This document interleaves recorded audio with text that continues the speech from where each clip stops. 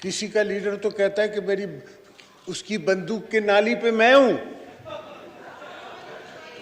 तो ये शिकारी भी हैं, क्रिकेटर भी हैं, मुल्क भी सही चला रहे हैं, तो आखिर ये किस बात का रोना है? स्पीकर साहब, पहले तो मैं आपकी अटेंशन ड्रॉ कराना चाहूँगा ऑर्डर ऑफ द डे पे कि today is a voting day. मैं जनरल उमर साहब के बांग्लादेश की से शुरू करके कहाँ तक कहानी ख़त्म करूँ, इनके अपने एंग्रो के किससे शुरू करूँ, मैं पर्सनल नहीं होना चाहता किसी समझे। मैं कभी no cross talk please, no cross talk please. मैं ना कभी हुआ हूँ ना होता हूँ, ना मैं पर्सनल ऑफेंस लेता हूँ। चाहे अक्सर जज्बात में लोग काफ़ी कुछ कह जाते हैं, किसी का लीडर तो कहता है कि मेरी उसकी बंदूक के नाली पे मैं हूँ, तो ये शिकारी भी हैं, क्रिकेटर भी हैं, मुल्क भी सही चला रहे हैं, तो आखिर ये किस बात का रोना है? क्या बात है? ये जो फॉरेन एक्सपोर्ट की बात कर रहे हैं, ये 150% डिवैल्यूएशन के बात कर रहे हैं। इस पे तो मैं छोड़ के गया था last no cross talk please हुकूमत में। मैं इस फिगर पे इनकी एक्सपोर्ट पाकिस्तान की छोड़ के गया था, और वो इस डॉलर रेट पे नहीं थी जो इनने डॉलर के साथ हाल किया है। 100% डिवैल्यूएशन स्टेट बैंक करती है, 100%, 2.5% कल नहीं परसों इन ब्याज बढ़ा दिया, इंटरेस्ट रेट बढ़ा दिया। No cross talk please. बहुत सी चीजें हैं जो इनको समझाने की जरूरत है, और एक दिन इंशाल्लाह ये समझेंगे, बिकॉज पॉलिटिकल यूनिवर्सिटी तो सिर्फ पीपल्स पार्टी के पास।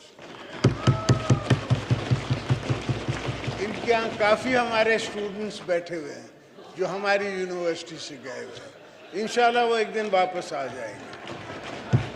तो मैं सिर्फ आपसे बड़े मुद्दबाना तरीके से, ह्यूमिलिटी से ये अर्ज़ करना चाह रहा हूँ कि आप वक्त ज़ाया न करें, वोट कराएं, एक चीज़ अपने इख्तिताम पे पहुँचे, और फिर हम देखेंगे। नहीं तो कल जैसे हमारा ये सुप्रीम कोर्ट का डिसीजन आया है, मार्केट 700% ऊपर गई है, डॉलर 3.5 रुपीज़ नीचे आया है।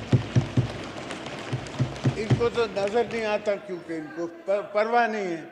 ये क्या बातें हैं, ये क्या राज हैं?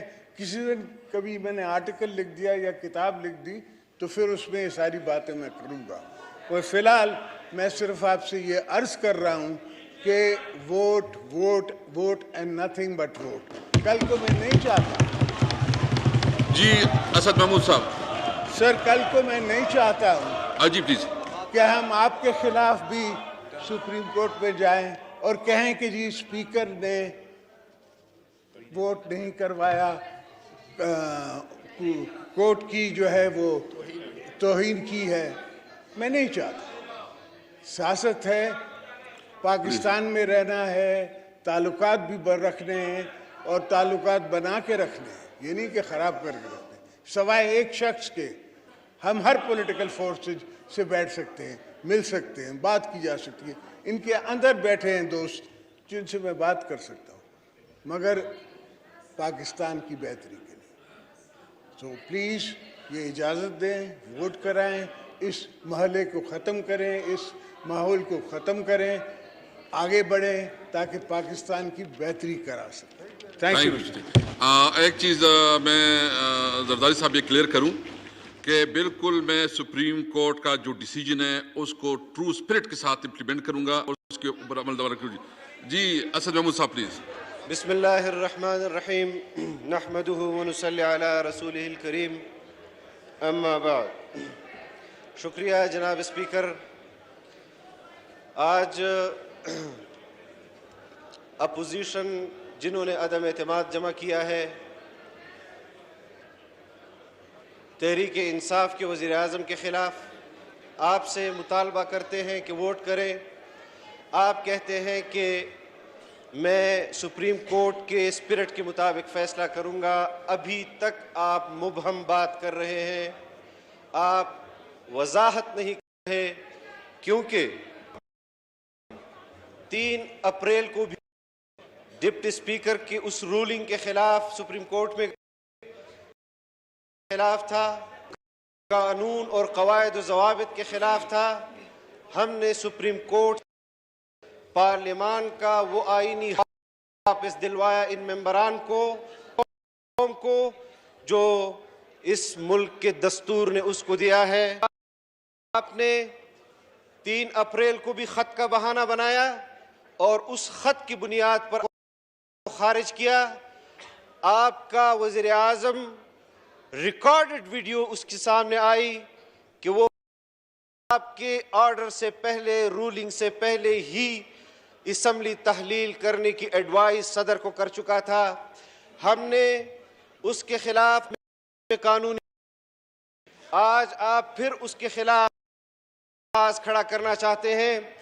खत को बुनियाद बनाकर पूरी मुल्क की में आप करना चाहते हैं, पार्लियामान को जमीन बोस करना चाहते हैं, आईन को जमीन बोस करना चाहते हैं।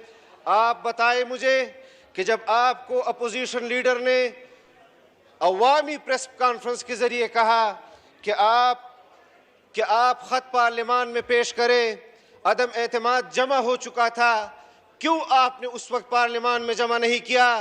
क्यों आपने अदम एतमाद को उस खत की बुनियाद पर खारिज किया? क्यों आपने असम्बलियाँ उस खत की बुनियाद पर तोड़ी? अब आपके पास मैंडेट नहीं रहा कि आप खत की बुनियाद पर पार्लियामान का वक्त ज़ाया करें। आप मैंडेट खो चुके हैं, आप अपने इत्तेहादियों का एतमाद खो चुके हैं, आप अपने मेंबरान का एतमाद खो चुके हैं। आप तस्लीम करें कि आपका वज़ीर आज़म अब पाकिस्तान का वज़ीर आज़म नहीं रहा। यहाँ पर वोट कराया जाए और यहाँ पर मैं अपने पार्टी के हवाले से मेरी क़यादत का नाम लिया जाता है। मुझे अफसोस होता है जनाब स्पीकर, मेरी पार्टी की क़यादत वो मेरी क़यादत है। यहाँ पर अगर आप उनको दलील से शिकस्त नहीं दे सकते तो उनको गाली देते हैं। आप यहाँ मियां नवाज शरीफ साहब को गाली देते हैं। आप यहाँ पर मोहतरमा बेनज़ीर भुट्टो शहीद को आज भी गाली देते हैं, भुट्टो शहीद को आज भी गाली देते हैं। यहाँ यूसुफ रजा गिलानी साहब बैठे हैं। यूसुफ रजा गिलानी साहब ने पार्लियामान के हक के लिए, अपनी पार्टी के लिए और इस आइन का हल्फ जो उन्होंने उठाया, उन्होंने जो कुर्बानियाँ दी, उनके बेटे को इस वफादारी के पादाश में अगवा किया गया। उनका अज़म नहीं टूटा, उन्होंने आवाम की खिदमत का अलम आज भी बुलंद रखा हुआ है। हम तहदीस बिन नेमत के तौर पर कह रहे हैं, आज भी कह रहे हैं कि हम आईन की जंग लड़ रहे हैं, पार्लियामान की जंग लड़ रहे हैं। और यहाँ पर आपके एक मेंबर ने कहा कि हम